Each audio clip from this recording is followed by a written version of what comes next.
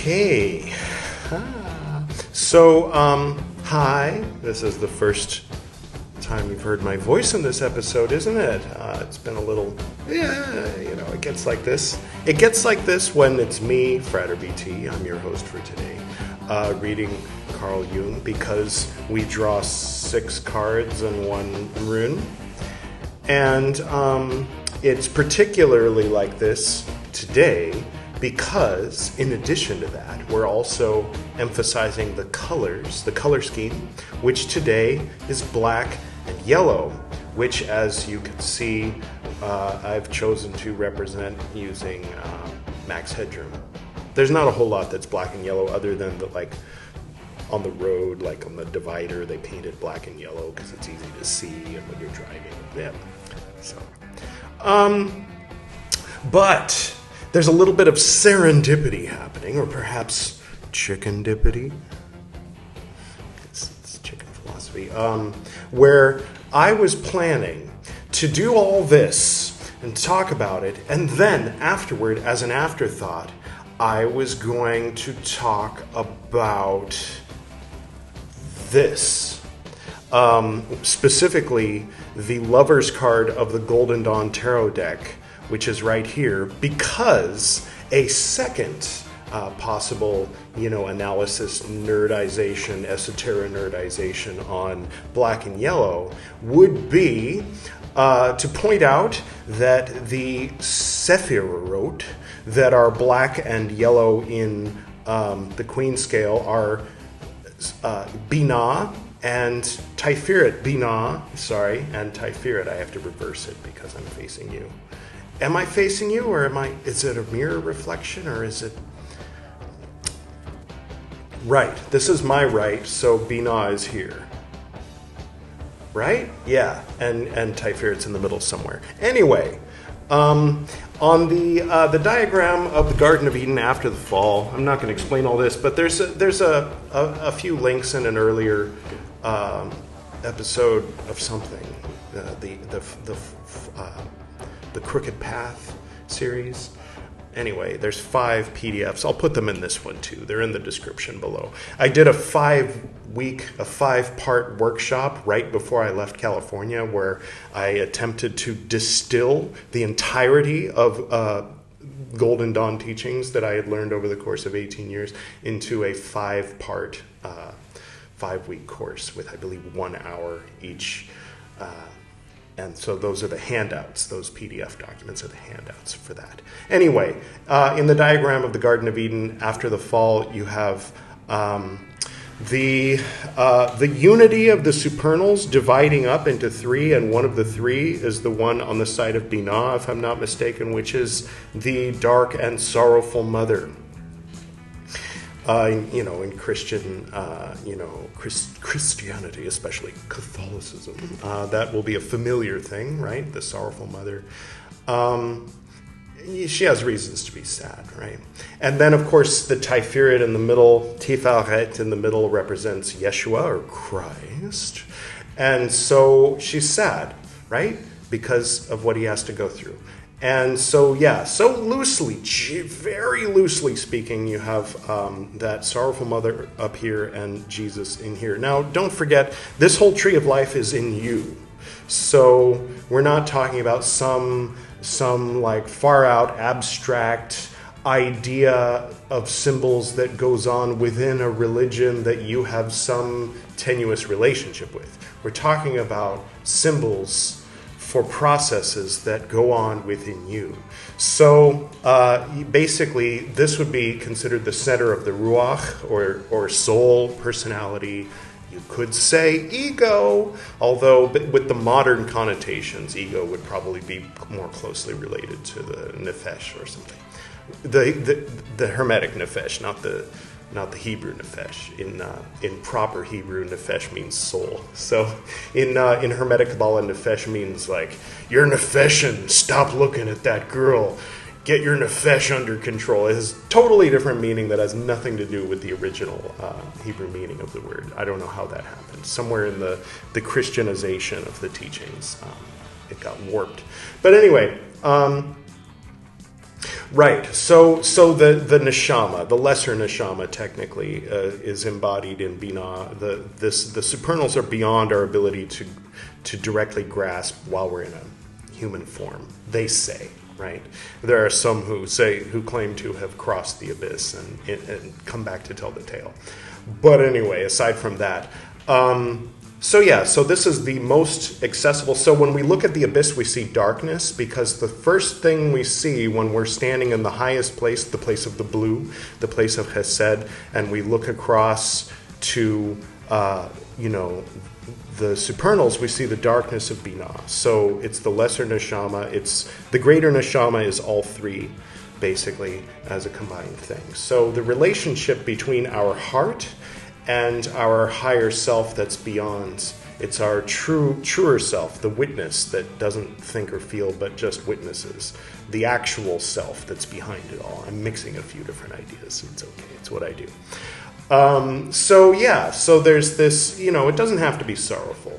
In Catholicism, it's sorrowful, but let's say it just is what it is, right?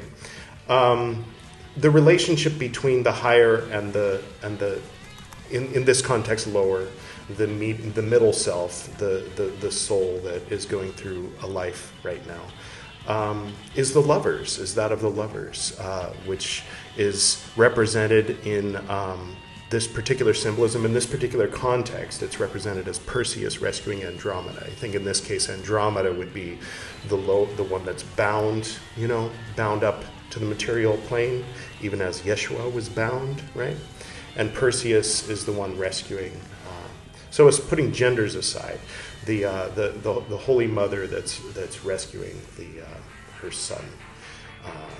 The higher self that's rescuing the self at the point of transformation. Okay, anyway, so there you have it, the other definition of black and yellow.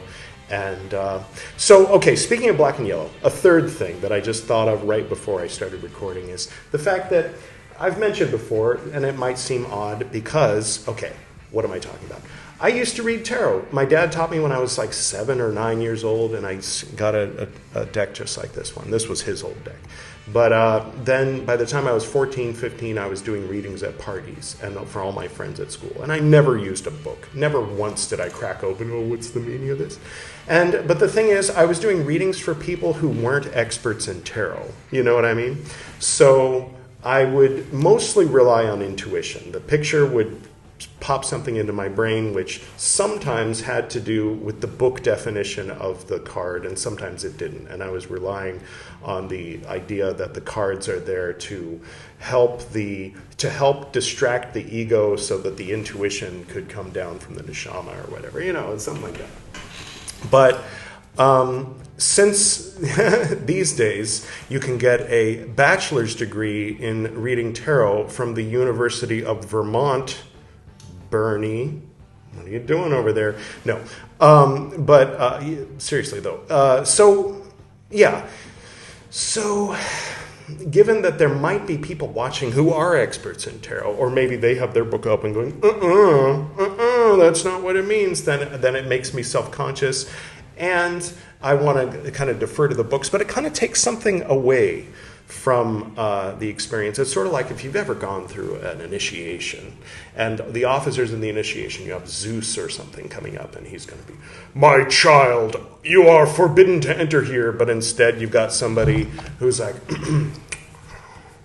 my child, you are forbidden from entering here. It's not the same.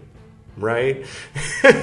So being off book is important when you're an officer in an initiation. That's one point, I'd say. Not everybody agrees with me. But anyway, and it's kind of like, it makes the whole thing more culty because you're requiring more work of your cult members, Anyway, so what am I talking about? So what I'm going to do is, since Carl Jung's black books, black in this context is important. It refers to, I'm not intending to be putting words in his mouth, but as these are in the world today, this is the rough notes, the Carl Jung making it up as he goes along, the pulling it out of his unconscious, right? So what I'm going to do is I'm going to interpret each of these things twice. Once black and once yellow. The yellow, for anybody who's seen Back to the Future 3 knows... Nobody calls me yellow. Yellow means coward. So, yeah, being a chicken. Yeah? Chicken philosophy. I don't know. Anyway, one of the meanings of chicken is coward. So, yes, I will do the black interpretation and the yellow interpretation. I will do the off-the-cuff, straight out of my unconscious, and then the reading from the book. So, here we have Tiwaz. And I swear to God, I have seen a painting by the most famous German mass-murdering dictator of the 20th century. You know who I'm talking about. He was a painter when he was younger. And I swear I saw a painting of him, a painting that he did, the naked man crucified to this symbol. And I cannot find it for the life of me. So maybe it doesn't exist, but I think it does. But aside from that, this is war, right? Tues, as in Tues Day, Tuesday, is the day of this. It's an arrow pointing upward. And like the arrow pointing upward on the symbol of Mars, it also kind of alludes to the peepee, the male peepee. Thank you, the culture of Bhutan, for having a rather unique relationship with the symbol of the phallus, such that you can find those things smiling at you on the side of the road, and you can buy one and take it home, and your friends can giggle about it. They giggle about it too. It's not like they're like, this is very serious, you know. But they do have it painted on the sides of temples and stuff like that. It's a little different. That's Bhutan, separate country from India. India is a little more uptight. They had the British here for too long, so they're a little more like, oh, I'm shocked. You should not have these things. I don't know if that was here before, but anyway. Okay, so that's the black interpretation. Now for the yellow, and hopefully Editor Edward is doing some kind of thing with the colors. The colors are changing on the screen, right? So yeah, according to the book, it says Tewas, and it says warrior. And the short definition, victory in battle, a guiding planet or star, the Norse god Tiw, whose name survives in Tuesday. All right. Next, we have the Rider-Waite Four of Wands. The Four of Wands, this looks like a wedding ceremony. Here you have what looks like people celebrating. I don't know, my eyes aren't so good. But yeah, you have four staffs like that at a Jewish wedding, if you've ever seen one. They put the canopy over and the four people hold each of the four wands, the four staffs. The proper definition of this card is perfected work. So it seems positive. Now, the Rider-Waite deck, this is specifically my dad's Rider-Waite deck, so I interpret this as like my dad's point of view on what we're going to read. So after we do this whole thing, we're going to read something, and then Editor Edward's going to interpret the cards based on what we read. So this is a reading for the reading. This is the reading for the journal entry that we're going to read today, right? All right. So that's the black definition. Now for the yellow. Four of Wands, bouquets of flower are held high by two rejoicing maidens. A garland of celebration swings from the tops of four flowering wands. In the background is a castle with a moat. Divinatory meaning, perfected work, rest after labor, peace, prosperity, harmony, romance, a coming marriage. It's always important to have coming in your marriage. Next, we have the Perseus and Andromeda lovers card, and we'll call what I already said about the relation with the black and yellow. That's going to be with the black interpretation, and the yellow, the lovers, the sixth key, the 17th path. The magical title of this card is Children of the Voice Divine, the oracles of the mighty gods. The path of the lovers connects Tiferet, the solar center of the higher self, to Binah, the great sea of the superconsciousness. That's another way to look at it. It is the understanding of beauty as well as the production of beauty and sovereignty, Saturn acting through Gemini upon soul. The affection between the lovers is not sexual in nature. Rather, it is divine love of the twins of Gemini for each other. This is the uniting of the sun, male, and the moon, female, energies or polarities within the initiate. Didn't I say it's going on within you? They are the conscious and the subconscious mirror images which join together and are absorbed back into the mirror, the great sea of Binah. This card is a picture of the reconstruction of the Garden of Eden. It is the joining of the two great contending forces in the spiritual body of the initiate for the purpose of divine union. So if the fall, the diagram of Garden of Eden after the fall was bumming you out, then worry not. The Adam and Adam and God Mommy are being reconciled and everything's good again. So we're back to, it's more like the star card. Okay, that's enough for now. I mean, that's enough for me for now. I'm not going to get into divinatory meaning because that's nice. I like that. Now, next we have the Five of Wands on the Celtic Tarot, which was my deck when I was a teenager, which I'm interpreting as my younger self, my teenage self, would look at what happens in Carl Jung's reading that we haven't read yet and think it's strife. But my dad would say it's perfected work, which is interesting to me. 4 and 5 are very different cards of wands, and it's interesting that they're both wands and that they're both close together. Now, that was the black definition. The yellow, 5 of Wands. 5 youths are fighting with huge wands. Okay, divinatory meaning, violent strife, rashness, competition. In the battle of life, boldness changes things for the better. Obstacles, lawsuit. Now, the eagle, we got the eagle before. So this is interesting. It's always interesting when things repeat, since there's a limited number of these episodes.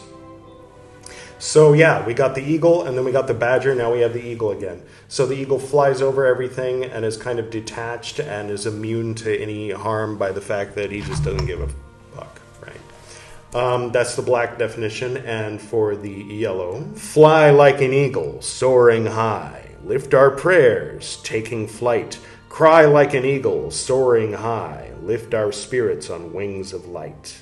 The beaded belt buckle shows eagle woven into the ceremonial design. Skip a bit, Brother Maynard. Eagle tells you to call upon eagle spirit to lift you unto the sunlit realms and gives you the opportunity to awaken your inner and outer visions. It is offering you gifts of courage and freedom. Now is the time to take flight and use the gifts that eagle has brought you. Eagle also emphasizes male activity. This tells you that it is time to take action. The eagle happens to come to you. If the eagle comes to you reversed, it didn't. Okay.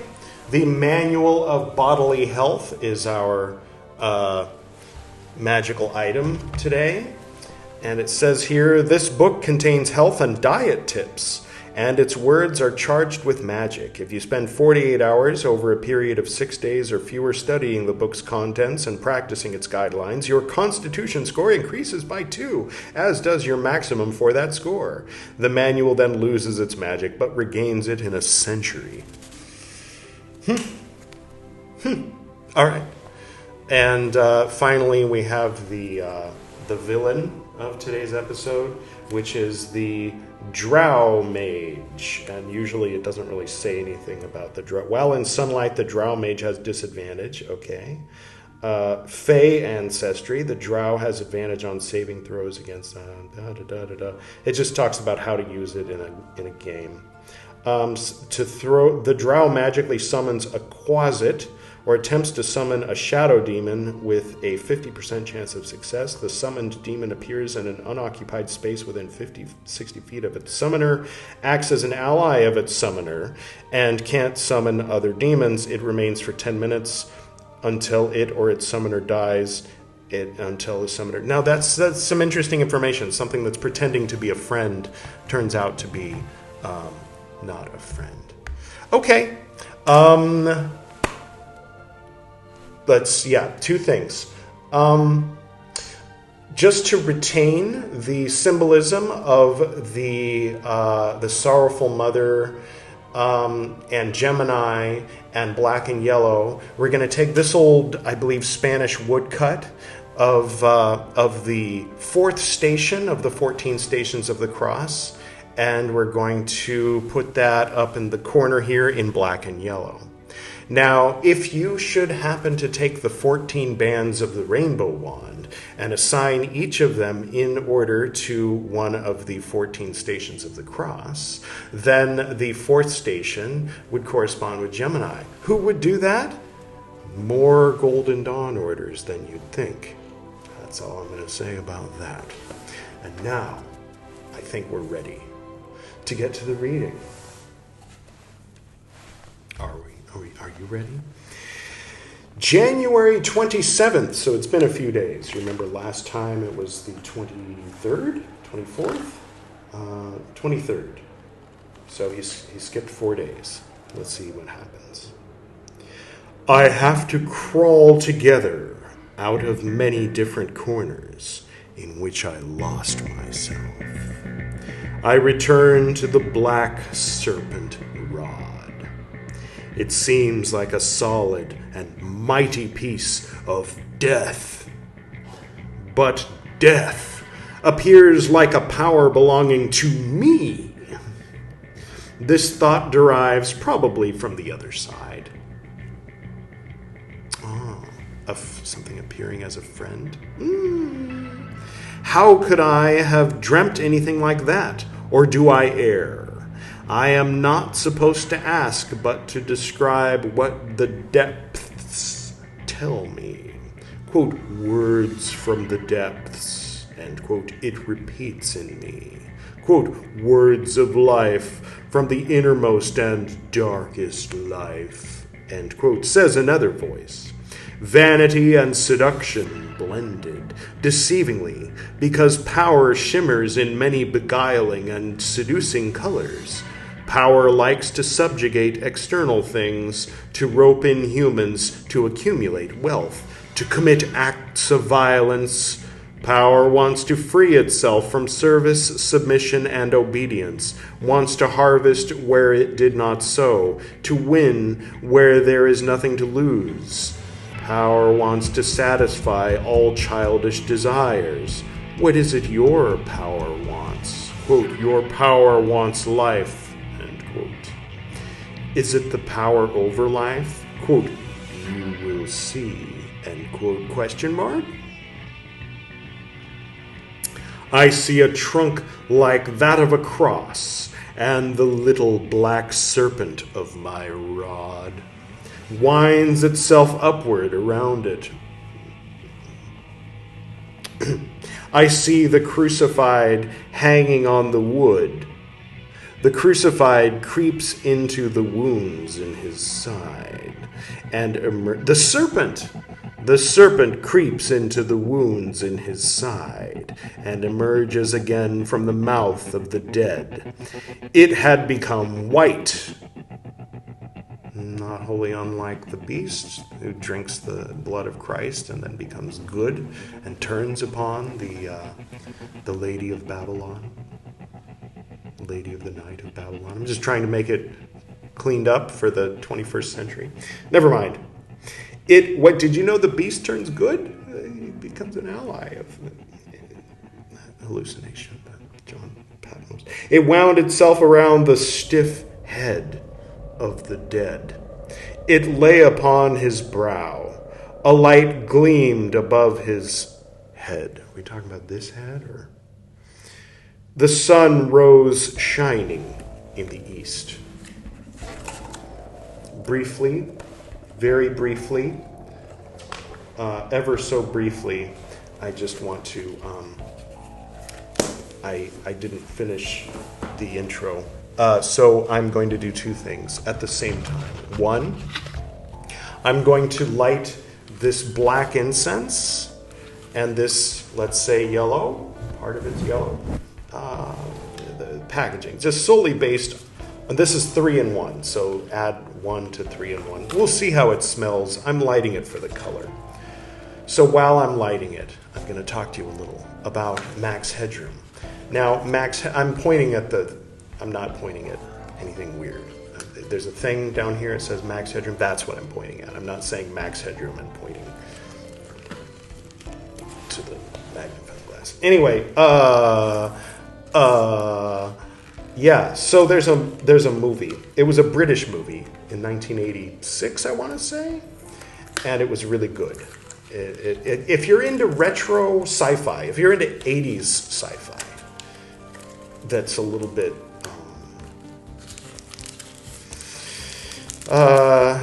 I don't know, subversive. Oh, there's 3 in 1 because there's 2 set. Well, there's a yellow one and an orange one, so duh.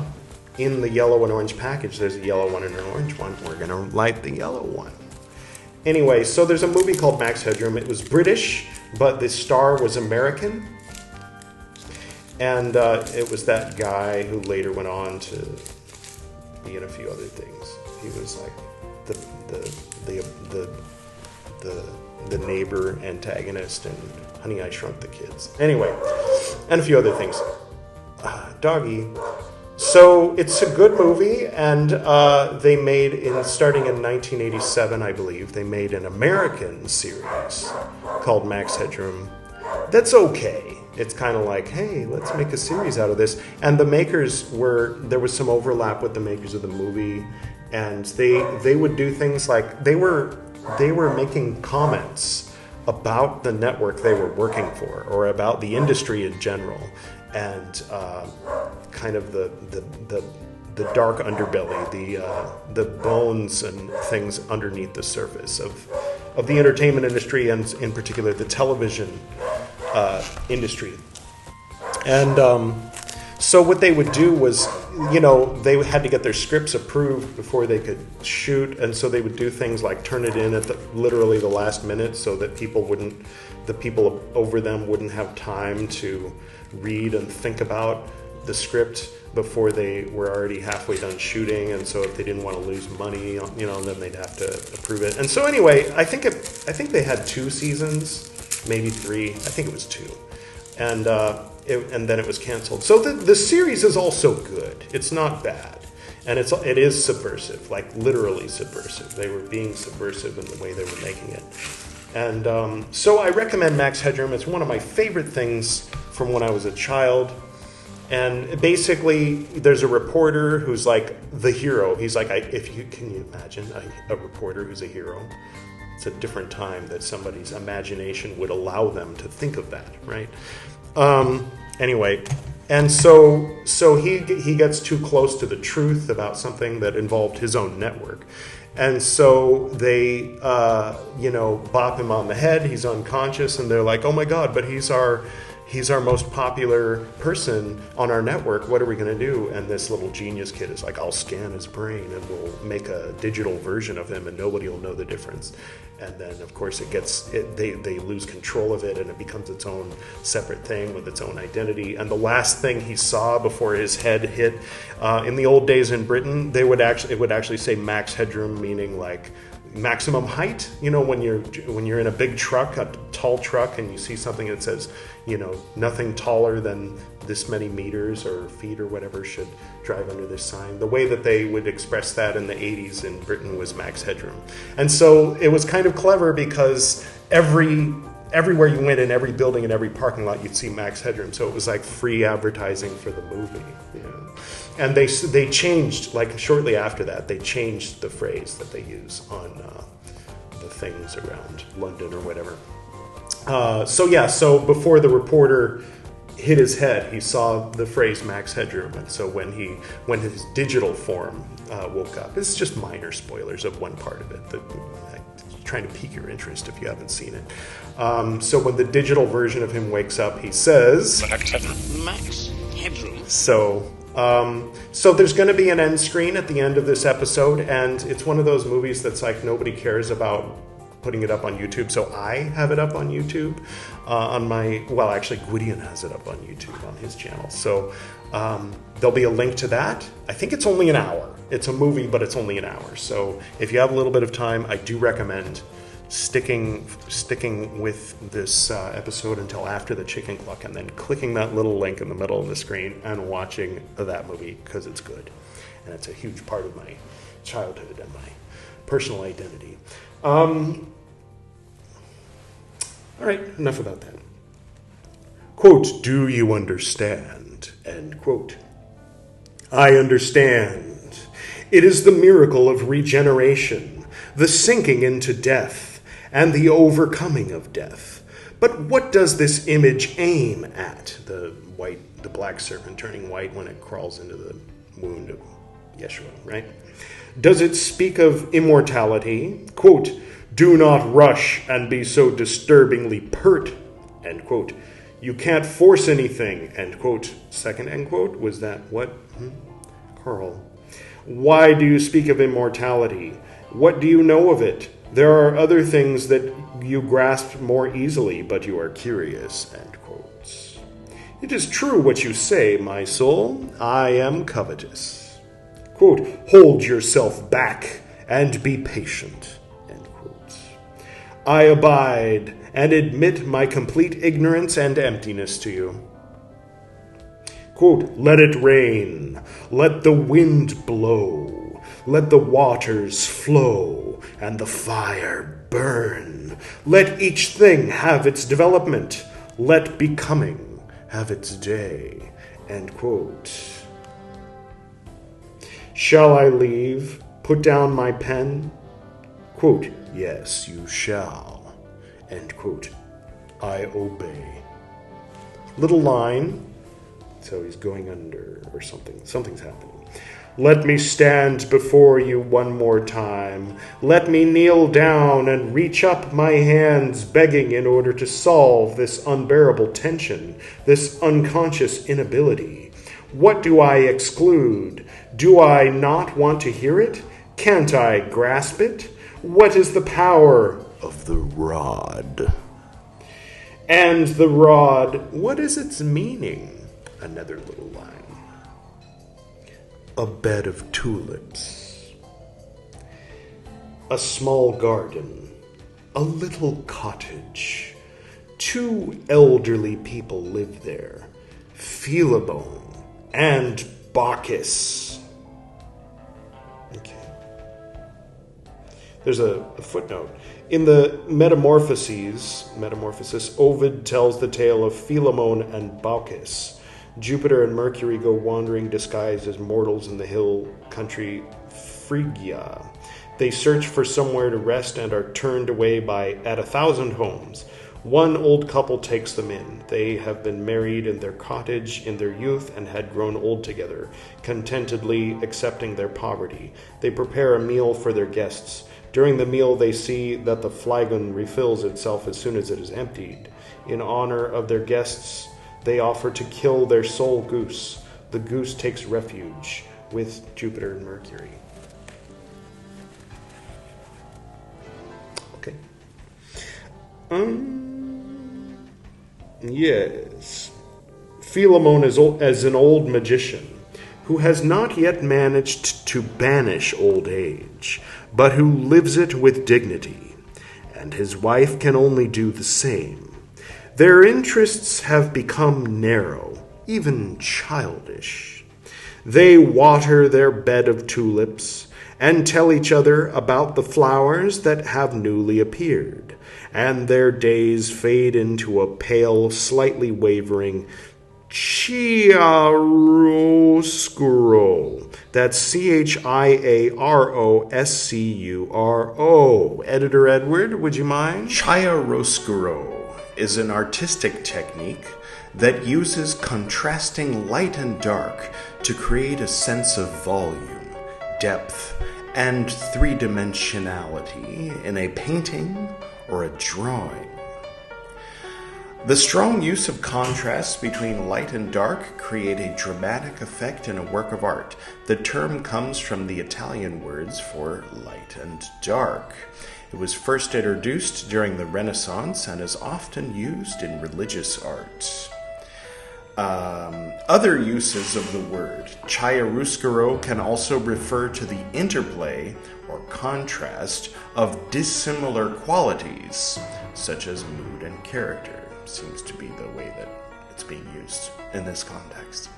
Thank you, Editor Edward. Editor Edward, by the way, how was the Santorini? It was fine. I went for the rosary, but I didn't stay for the, I wasn't feeling very social. P was feeling under the weather, so she stayed back, and so it was fine. It's been a year since the last time I did a rosary, the previous Santorini last October.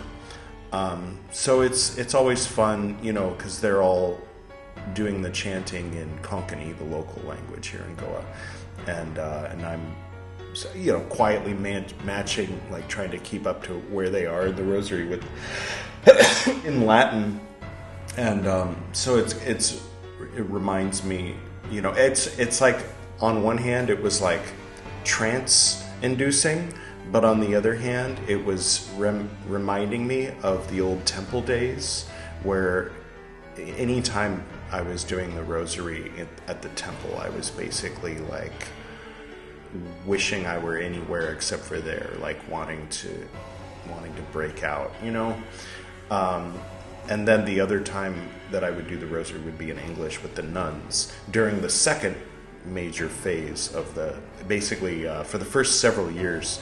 There were 10 years, so for the first several years that I was driving nuns around feeding homeless people, Sister Hema was in charge, and they rotate, I think every 3 years. So I don't know exactly when the change happened or what, but in the first years, I got used to Sister Hema. We had a rapport, so when there would be a new nun that would be transferred, or someone who had just taken her vows, Sister Hema would say, just do what Edward says. And I was kind of used to that, and I would drive the van. And then Sister Hema got rotated out, and another woman, I don't remember her name, was the new local Mother Superior at that convent. And she was like, who are you? Why are you here? And so she had very strict rules, and so one of the strict rules was that I wasn't allowed to drive the van because it wasn't insured to me. Okay, fine. So, and the other rule was that while we were driving on our way to go feed the homeless people, we had to be praying the rosary. And so, yeah, so like I said, it was nice. It was a little bit trance-inducing, but it also it took me half hour or so after it was over, after I came back, to kind of shake off that feeling of like, the flashback to, those earlier times. Well, that's good to hear, hopefully. For those who don't know, I am for me, it's in a few hours. For him, it's an hour or two ago. He's in the future. And anyway. Yes, lit up by the past, barely frightened of the darkness of what is to come.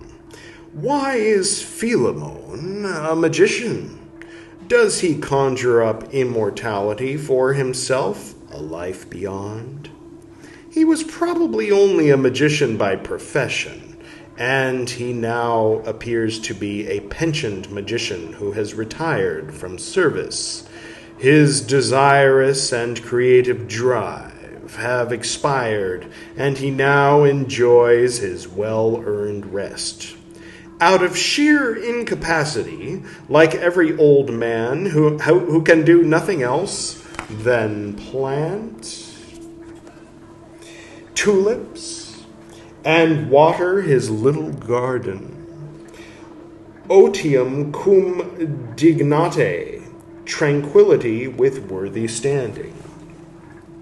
The magical rod lies in a cupboard. Do I have a magical rod? Not with me at the moment. Sorry. Lies in a cupboard, together with the 6th and 7th books of Moses and the wisdom of Hermes Trismegistus. Speaking of Hermes Trismegistus, Editor Edward, hit it.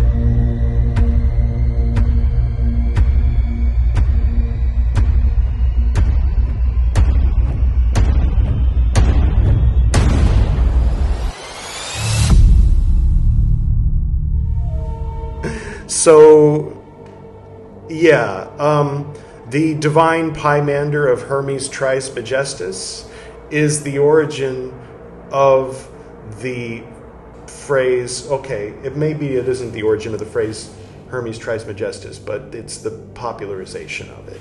Hermes 3 times majestic, and the divine Pymander is a book. It's an old alchemical tale of a conversation between Hermes, who's like the guy on the ground, and the Pomander, who is kind of his higher self, which kind of fits into this whole the neshama and the ruach, the higher self and the middle self, or as Sandra Tabitha and Chick Cicero put it, the higher self and the supreme cosmic oneness of the whatever they called it. You could call it that if you divide it in a certain way, but yeah.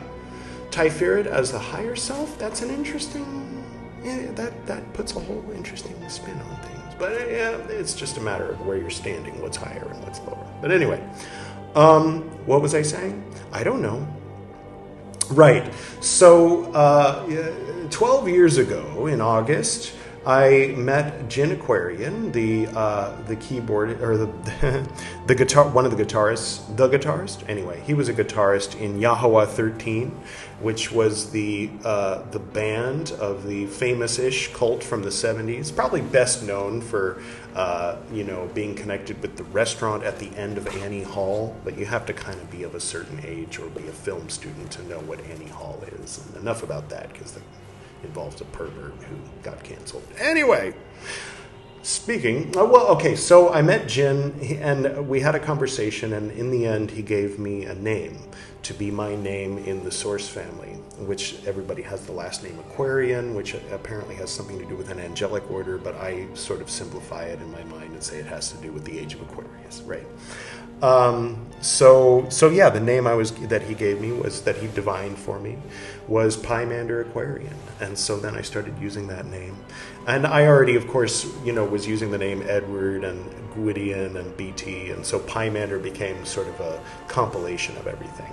And then recently, like a year ago or less, Pymander became the name of the monk robe wearing Edward that has formed in the past few years here in India, and that is the host of the Buddhist Books podcast, though on the Buddhist Books podcast, he's just known as Edward. So there is a podcast that exists, and it's on Apple Podcasts. It gets punished by Spotify for being on Apple Podcasts, because Spotify is cheap and petty and wrong and stupid, and that's a fact. Apple Podcasts, you can get to it through if you go on Google on your PC, search for Pymander Aquarian Apple Podcasts, and you can see it. There's 640 some odd episodes at this point, and it's fun to sort starting at the beginning, and then you can start with an episode called Steve, followed by an episode called Tron versus Trent, and then the beginning of the Esoteric Nerd podcast. And so you can approach it from the back end, or if you look at it from the recent episodes are mostly Chicken Philosophy and Buddhist Books podcast. Anyway, the dog doesn't like me interrupting the Carl Jung to talk about Pymander Aquarian. I got distracted because he said Hermes Trismegistus. In the final years of the Los Angeles Sanctuary, which was started by my mother in 1997-ish, it was called Hermanubis at that time. And the final years of it, it was known as the Sanctuary of Hermes Trismegistus. Here's some pictures of that. That's my old temple at my old house that I sold and came to India back in 2017. All right, where were we? Hermes Trismegistus. Philemon has become old and somewhat feeble-minded. Okay, I'm reading. Shut up. Shut your beak. Old and somewhat feeble-minded, he still murmurs a few magical spells for the well-being of bewitched cattle in return for some petty cash, or a gift for the kitchen. But it is uncertain if these spells are still correct and whether he understands their meaning. It is also clear that it hardly matters what he murmurs, as the cattle might also get well on their own. I can relate with this elderly, enfeebled magician. I being BT. I stand at the garden gate. They have not noticed the stranger. Here everything is small and narrow, an antechamber of the cemetery. Quote, Philemon, old magician, how are you? End quote. I call out to him. He does not hear me because he is stone deaf. I follow him and take his arm. He turns and greets me awkwardly and trembling. He has a white beard and thin white hair and a wrinkled face, and there appears to be something about this face. His eyes are gray and old, and something in them is strange. One would like to say, alive. Quote, I am well, stranger, end quote, he says. Quote, but what are you doing here? End quote. People tell me that you understand the black art. I am interested in that. Will you tell me about it? Philemon, quote, what should I tell you about? There is nothing to tell. End quote. Don't be ill-natured, old man. I want to learn. Philemon, you are certainly more learned than I. What could I teach you? End quote. There's no quotes now. Do not be mean. I certainly don't intend to become your competitor. I'm just curious to know what you are up to and what magic you are performing. Philemon, what do you want? In the past, I have helped people here and there who have been sick and disadvantaged. What exactly did you do? Philemon, well, I did it quite simply with sympathy. Old man, that word sounds comical and ambiguous. Philemon, how so? It could mean that you helped people either by expressing compassion or by superstitious sympathetic means. Oh, sympathy. Philemon, well, surely it would have been both. And that's all there was to your magic? Philemon, agitated. I know even more. What is it? Tell me. Philemon, that is none of your business. You're impertinent and meddlesome. Please don't take my curiosity badly. Recently I heard something about magic that awakened my interest in this bygone practice, and then I came to you because I heard that you understand the black art. If magic were still taught today at the University of Vermont, sorry, the of Vermont was not in the text, I would have studied it there, but the last College of Magic was closed long ago. Today, no professor knows anything anymore about magic. So do not be sensitive and miserly, but tell me a bit about your art. Surely you don't want to take your secrets with you to the grave, do you? Philemon, well, all you will do is laugh anyway, so why should I tell you anything? It would be better if everything were buried with me. It can always be rediscovered later. It will never be lost to humanity. What do you mean? Do you believe that magic is really inborn in man? Philemon, if I could, I would say, yes, of course, it is. But you will find this laughable.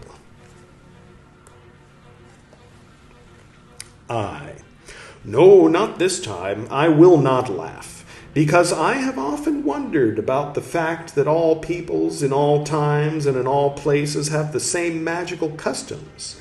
As you can see, I have already thought along similar lines. Philemon, what do you make of magic? To put it plainly, nothing, or very little. It appears to me that magic is one of the suggestive tools of men inferior to nature. I can detect no other tangible meaning in magic. Philemon, your professors probably also know just as much. Yes, but what do you know about it? Philemon, I'd prefer not to say. Don't be so secretive, old man. Otherwise I must assume that you know no more than I do. Philemon, Take it as you please. I. Your answer suggests that you most definitely understand more about it than others. That sounded very positive. Philemon. Comical fellow. How stubborn you are. But what I like about you is that your reason does not deter you. I. That's actually the case. Whenever I want to learn and understand something, I leave my so-called reason at home and give whatever it is that I am trying to understand the necessary blank check. I have recognized this as necessary for a long time because science is full of scary examples of the opposite. Philemon. In which case you could do very well for yourself. I hope so. Now let us not stray from magic. Philemon. Why are you so determined to learn more about magic if you claim that you have left your reason at home? Or would you not consider consistency part of reason? I do. I see. Rather, I, cross out I. It seems as if you would, cross out would, are quite an adept sophist who skillfully leads me around the house and back to the door. Philemon. It seems that way to you because you judge everything from the standpoint of your intellect. If you forsake reason for a while, you will also give up consistency. That's a difficult test. But if I want to be adept at some point, I suppose I ought to submit to your request. All right, I'm listening. It's the same spirit with which I joined the Catholic Church in my 20s, because as part of my adepthood. Anyway, Philemon, what do you want to hear? What do you want to hear? You're not going to draw me out. I'm simply waiting for whatever you are going to say. Philemon. And what if I say nothing? Well, then I'll withdraw, somewhat embarrassed, and think that Philemon is at the very least a shrewd fox, who definitely would have something to teach me. Philemon. With this, my boy, you have learned something about magic. I'll have to chew on this. I must admit that this is somewhat surprising. I had imagined magic as being somewhat different. Philemon. Well, this shows you how little you understand about magic and how incorrect your notion of it is. If this is, cross out is, if this should be the case, or that's how it is, then I must confess that I approached the problem completely incorrectly. I gather from what you are saying that these matters do not follow ordinary understanding. Philemon. Nor does magic. But you have not deterred me at all. On the contrary, I'm burning to hear even more. What I know up to now is essentially negative. Philemon. With this you have recognized a second main point. Above all, you must know that magic is the negative of what you can know. That too, my dear Philemon, is a piece of knowledge that is hard to digest and causes me no small pain. The negative of what you can know? I suppose you mean that it cannot be known, but this exhausts my understanding. Philemon, that is the third point that you must note as essential, namely that there is nothing for you to understand. Well, I must confess that is new and strange. So nothing at all about magic can be understood? Philemon, exactly. Magic happens to be precisely everything that eludes comprehension. But then how the devil, pardon my French, is one to teach and learn magic? Philemon, magic is neither to be taught nor learned. It's foolish that you want to learn magic. But then magic is nothing but deception. Philemon, watch out. You have started reasoning again. It's difficult to exist without reason. Philemon, and that is exactly how difficult magic is. Well, in that case, it's hard work. I conclude that it is an inescapable condition for the adept that he completely unlearns his reason. Philemon, I'm afraid that is what it amounts to. Aye, ye gods, this is serious. We're not finished. We're almost finished, but we're not finished. How you doing? You still here? Still with me? It's interesting, isn't it? Philemon. Now, Philemon... Oh, okay. When we were reading book 1, I remember Philemon from Sonu did basically an overview synopsis of the Black Books in which he talked about Philemon, I think, right? And then he said that Philemon seems to have kind of evolved from Elijah, who it turns out was an Anabaptist from the 16th century and not the Elijah from the Bible. Elijah was hanging out with Salome, remember? And then, so this is actually, as far as consecutively reading the journal entries of Carl Jung, which is something that started in the book 2, now we're on book 4. I believe this is the first time that Philemon is being introduced, and this is why he's Philemon the Black Magician. Cheers. All right. Time to finish. Philemon, not as serious as you think. Reason declines with old age, since it is an essential counterpart of the drives which are much more intense in youth than in old age. Have you ever seen young magicians? I have, but anyway. No, the magician is proverbially old. Philemon, you see, I'm right. But then the prospects of the adept are bad. He must wait until old age to experience the mysteries of magic. Philemon, if he gives up his reason before then, he can already experience something useful sooner. That seems to me to be a dangerous experiment. It is. One cannot give up reason without further ado.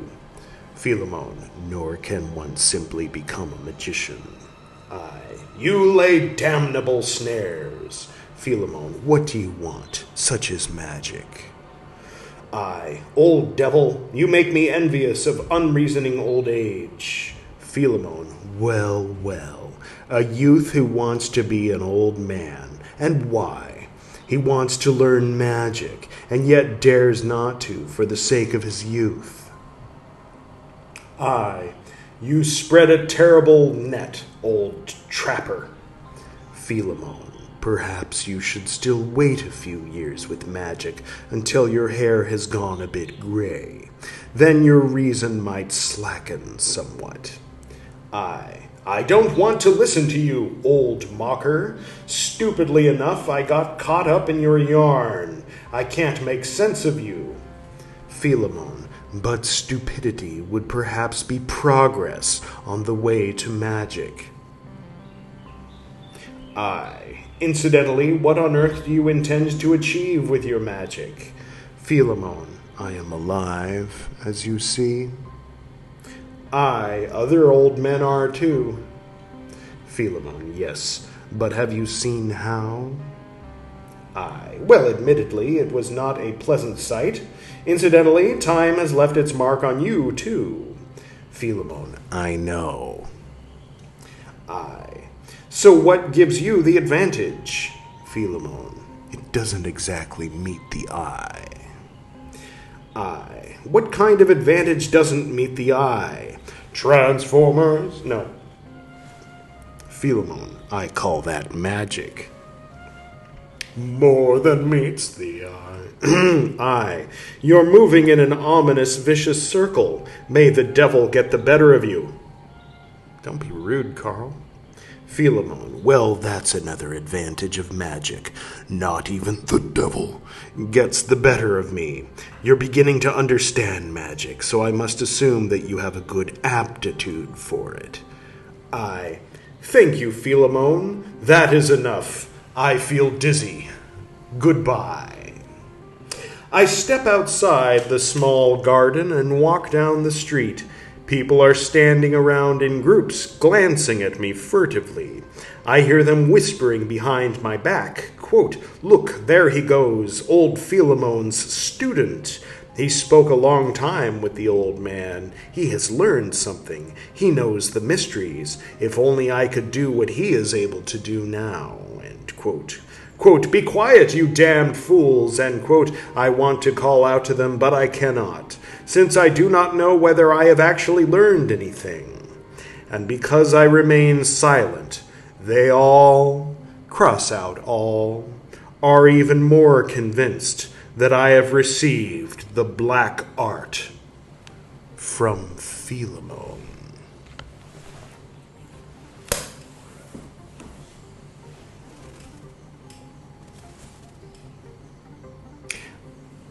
I have this one friend.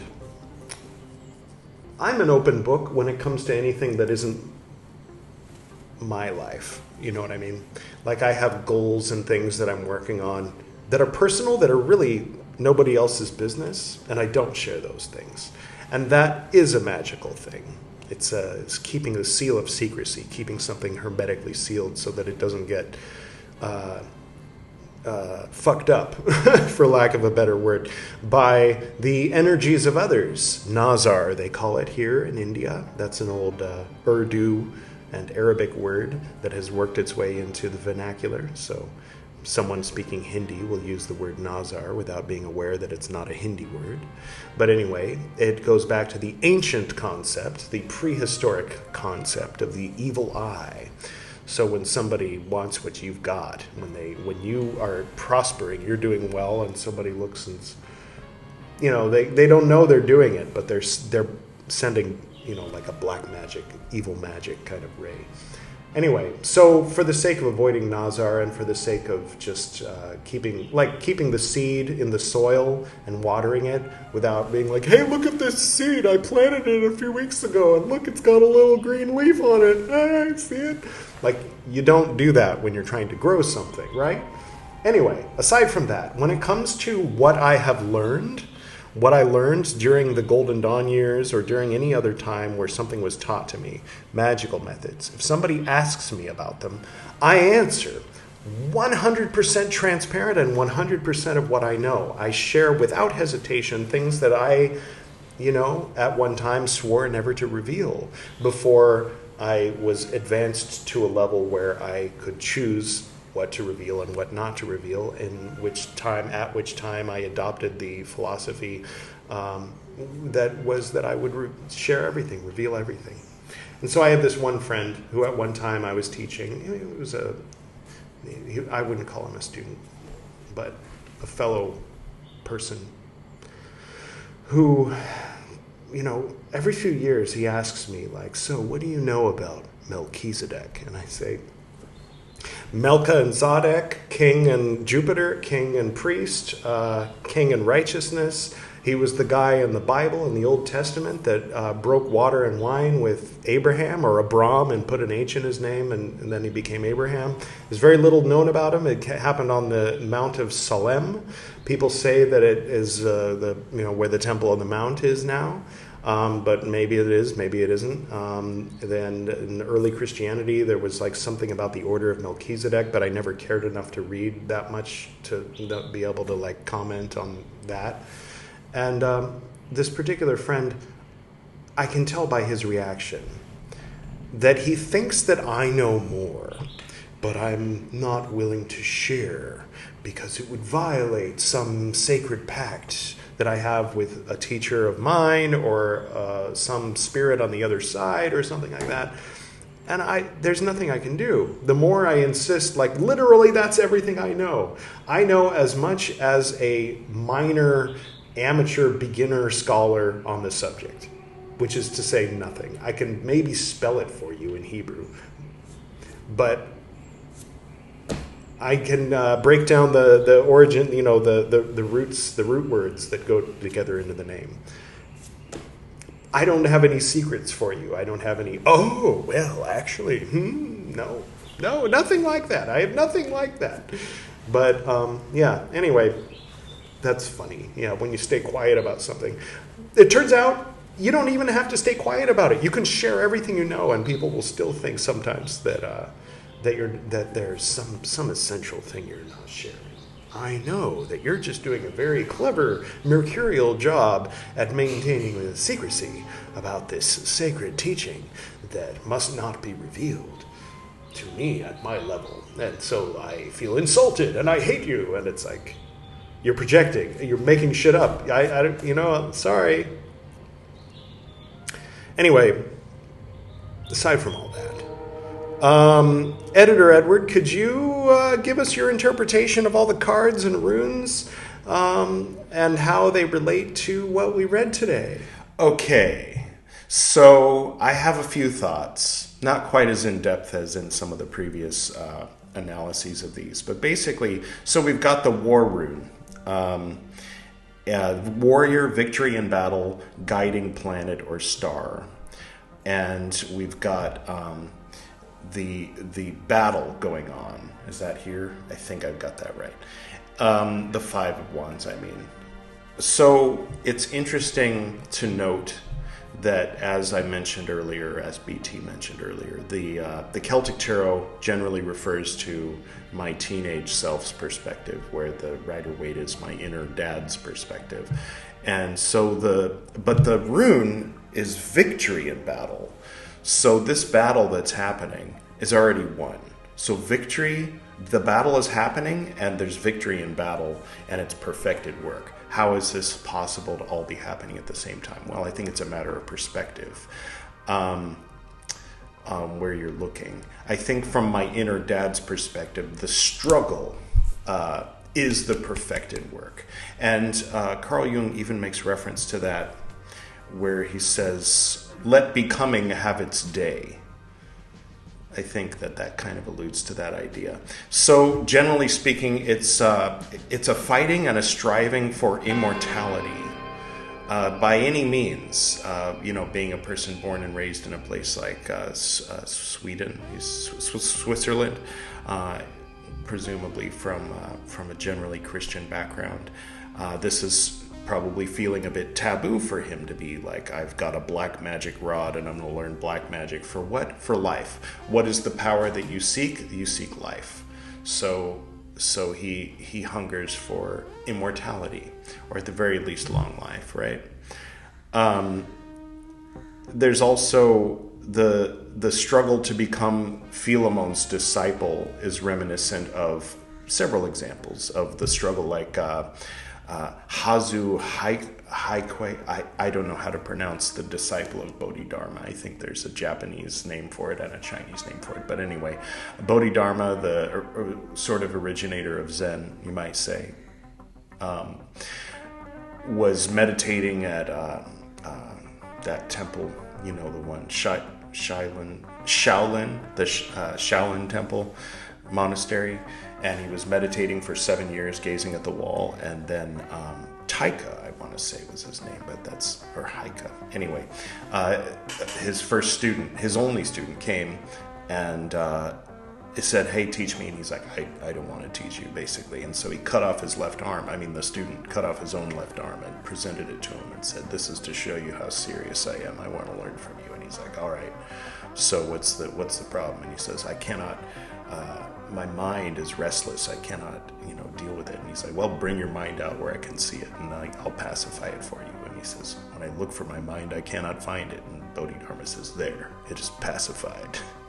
Kind of a fun story. But yeah, and then in the show Kung Fu, if you haven't seen it, I recommend it. It's worth checking out. The old show with David Carradine from the 70s. When he's a young man, he has to stand there in the rain, and all the other kids leave and finally eventually give up, and he keeps standing there, and the monk comes out and says, no students, we're not taking any more students. And he just keeps standing there day after day after day until they finally let him in. And then, of course, Fight Club. That's kind of the most pop culture-y reference when they're doing Project Mayhem, and you have to stand on the porch and get insulted, and they keep telling you, hey, what are you still doing here? Get the hell out of here. We're not taking you in. And then after 3 days, 4 days, or however many days of just standing there, they finally let you in. So it seems like kind of the struggle that Carl Jung is going through, which could be seen as a struggle or it could be seen as perfected work. That if you're out there on the porch and you're refusing to leave until the master takes you in, then from this perspective, you have already won. Maybe. It's just, I don't know. Those are my thoughts on that. Philemon and his wife, having simplified their life and streamlined it to where it's almost childish, and watering their bed of tulips, made me think of the flowers, the flower imagery in the Four of Wands. That it's their perfected work. And I can relate with that, even though there's a lot of complexity in some of what I do here, or in general in my output of creativity. Outputting creativity itself is my art, which is my simple gardening, my watering of roses and flowers. And gratefully, I've simplified my life to such a great degree, and so I can kind of relate with this image of Philemon and his wife, even though I'm not at their age yet. God willing. I mean, I can also relate with Carl Jung wanting to live a long life. And, I'm working on diet and exercise myself, which ties into the Manual of Bodily Health, which is down there. Health and diet tips. And it loses its magic, but then the magic comes back in 100 years. And that made me think of how these black books were published in 2020, and Carl Jung was writing in 1914. So 100 years later than the magic of what he did in 1914 that had magic for him then, in that it launched his career, basically, kind of, is now, perhaps now it has that magic again, maybe. So the Tiwaz rune is like a rod, like and then the rod is death as power, which is kind of war, right? The whole thing about fighting for immortality with the power of death reminded me a little bit of both Christianity and Buddhism. There was a song we used to sing in the old Russian Orthodox church where I sang in the choir. Christ has risen from the dead, trampling down death by death. That he used death to defeat death, like his crucifixion was how he made everybody immortal. It's abstract, but it seems to be related. Obviously, there are differences, but the Lover's card up here, Gemini, the black and white seems to tie in with the chiaroscuro, whatever, with the contrasting light and dark in order to bring out the depth. Reconstructing Eden was another thing applied to the meaning of the Lover's card, and then that ties in with the tulips and the fighting for immortality. And then Carl Jung did kind of achieve immortality in that we're talking about him today through his legacy and his whole career. The Five of Wands, power seducing people to commit acts of violence. That was something talked about in this reading that kind of relates to that. And as far as the Drow Mage, summons the shadow which acts as an ally. Perhaps, I don't know, perhaps Philemon is the Drow Mage, perhaps he's the shadow demon, or perhaps Philemon is the Drow Mage and the rod is the shadow demon. I don't know. Or perhaps none of that. I don't know. It's just as mostly for fun to see if we can apply these cards to the reading, and that's what I got. Thank you, Editor Edward. I'm sure that was something. Obviously that's in my future. Editor Edward is me in the future, having had an opportunity to think about all this, having gone to the landlord's religious function and then retired for the evening, and then gotten down to editing and thinking and looking at the cards and hearing the reading while looking at the cards and thinking about the cards and taking notes. And so he's a good one to do that interpretation, where I'm a good one to just do the final closing. That's it. That's the episode. There's nothing left for me to do. Except for look around the room.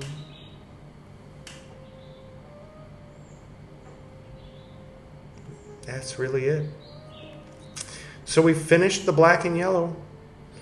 Next time, what'll it be next time? It'll be Edward, and it'll be Teilhard de Chardin. The next episode will be blue and purple. So until the blue and purple comes, don't forget to watch Max Headroom by clicking the link in the middle of the screen right after the chicken club.